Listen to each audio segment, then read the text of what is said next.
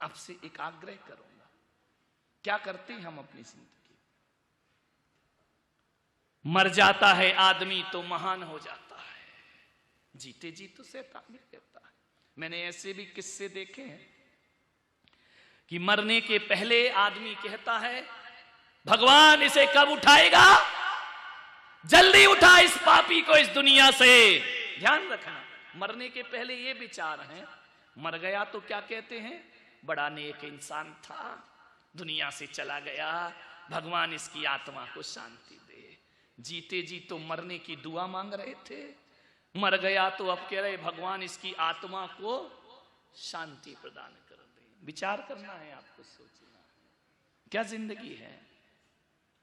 मरने के बाद किससे मिलने जाओगे मेरे भाई? आपसे मैं पूछता हूं, कौन मिलेगा मरने के बाद? लोगों की ना जाने परंपरा कहां से आ गई कि कहीं किसी की मृत्यु हो गई, पूरा मोहल्ला जाता है, बैठता है। क्या करते हो वहां जाकर के? कोरे उपदेश करके आ जाते हो, मत रो, ये तो चलता ही है, ये तो दुनिया है, ये तो संसार है। आज बड़े ज्ञानी हो के समझा रहे, कल घर में लाश उठेगी, वो आएगा तुमको समझाने के लिए। वाह रे दुनिया के तमाशे, रीति रिवाज। अरे मरने के बाद किसी के घर जाते हो, मैं आपसे कहता हूं कि मरने के बाद मिलने जाओगे तो वो मिलेगा ही नहीं। अरे जब तक मिल रहा है तब तक जाके मिले आओ, तुम्हारी जिंदगी सार्थक हो जाएगी, सफल हो जाएगी। मरने पे जाते हो, जीते जी नहीं जाते हो। अटल जी गए, पूरा देश जब तक जीते रहे किसी ने पलट के नहीं देखा। विचार करिए, राजनीति तो देखो, सारे लोग जा रहे, फूल ले लेके जा रहे हैं, जब चले गए तो फूल चढ़ा रहे हो, गुलदस्ते भेंट हो रहे हैं, विदेशों के नेता आ रहे हैं। वाह रे जमाना, जीते जी किसी ने दवाई को नहीं पूछा उनको। ध्यान रखिए, वाह रे दुनिया के रीति रिवाज, कैसी जिंदगी है ये। जीते जी पूछ लेते तब कहां गए थे लोग। अब तो पूरा नाटक ड्रामा चल रहा है। ध्यान रखिए, मानने वाले, मरने के बाद पूछने जाते हो, जीते जी कोई नहीं पूछता है। मरने के बाद उससे माफी मांगते हो। अरे पागल, जब लड़ा था, झगड़ा था, जी रहा था, तभी माफी मांग लेता तो वो भी शांति से जाता और तू भी शांति से अपनी जिंदगी जीता। मरने के बाद क्षमा करना, भगवान इसकी आत्मा को शांति देना। मरने के बाद, जीते जी तो तूने ही अशांति दी थी उनको। ध्यान रखिए, जीते जी शांति दे दो। मरने के बाद दो शब्द बोलोगे श्रद्धांजलि में, जब बेचारा सुनने लायक नहीं बचा है। ये फूल जैसे झर रहे हैं, मरने के बाद जीते जी झरा देते तो आदमी कितने सुकून से इस दुनिया से विदा होता। मेरे भाई, सोचना है आपको। मरने के बाद आदमी सोचता है काश हम भी उसके साथ रहते, उसके साथ वक्त बिताते, कितना अच्छा आदमी था वो। जब सामने था तो मुंह घुमा के चले जाते थे।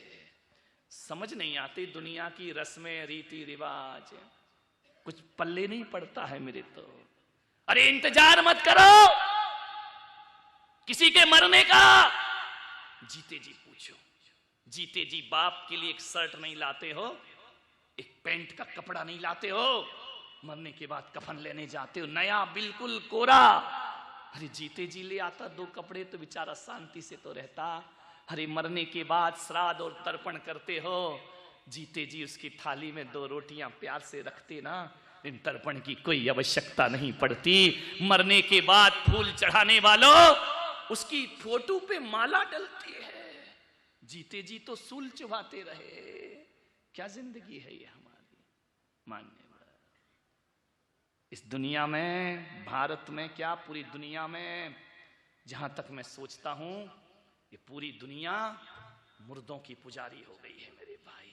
हर कोई मुर्दों को पूजता है, जिंदों को पूजता ही नहीं है। जो कल तक निकृष्ट था मरने के बाद महान हो जाता है। ध्यान रखिए, कैसी दुनिया है ये, सोचना है एक बार। एक सेठ दुकान पे बैठा था, सामान तौल रहा था, किराने की दुकान थी। जैसे ही सेठ ने तराजू पे सामान रखा, उसके तो होश उड़ गए। उसकी दुकान पे यमराज आ गए। उसने कहा अरे दादाजी, अंकल जी, तुम यहाँ कैसे आ गए? बोले बस बेटा आ गए तो आ गए। बोले हाथ जोड़ रहा हूँ, पैर पड़ रहा हूँ, थोड़ा सा और टाइम दे दीजिए। अरे यमराज ने कहा घबरा मत, मैं कोई तुझे लेने थोड़ी आ। अरे बोले लेने नहीं आए? बोले नहीं, आइए बैठिए, स्वागत है। क्या लेंगे? ठंडा लेंगे, गरम लेंगे? ध्यान रखना, जब आप अपनी दुकान की उधारी लेने जाते हो, ध्यान रखना, उधार पे तो व्यापार चलता है ना जितेंद्र सर, है ना?